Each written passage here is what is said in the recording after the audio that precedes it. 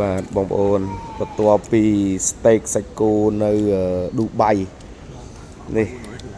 បោះ3-400ឥឡូវយើងមានអីឆ្ងាញ់ជាងត្រីងៀតយកពីស្រុកខ្មែរយើងមកទេ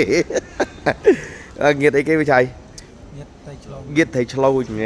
ឃើញទេឆ្ងាញ់ទេឆ្ងាញ់ឆ្ងាញ់ឆ្ងាញ់ជាង steak ឬក៏ដូច steak វិញឆ្ងាញ់ជាង steak ហ៎អូខេ steak វិញហ្នឹងចង់មកវិញនៅសាយគេគឺថ្លៃពេកអូនេះមកខាងអាយដខ្ញុំម្ដងមិនដែររសជាតិ steak ជាមួយនឹងត្រីងៀតមកពីស្រុកខ្មែរយើង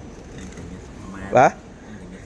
អង្គុយចាំយន្តហោះយើងដាក់ត្រីងៀតស្រុកខ្មែរលេងមើលមិនដែរគេយេ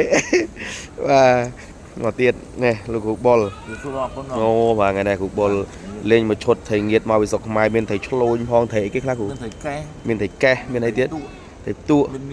នេះគេហៅថារបស់ឈ្នះបាទបាទយើងអង្គុយហូបlại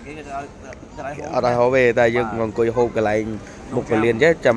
រងចាំគ្រូណាបាទអូខេបងប្អូនគេ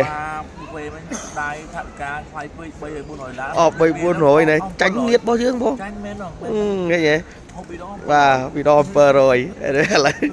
មានអីងៀតរបស់យើងនេះបាទឆ្ងាញ់តាមពិតមែនទេបងប្អូនគឺមិញនេះយើងហូបមួយសាហើយកុំឲ្យតនេមាត់យើង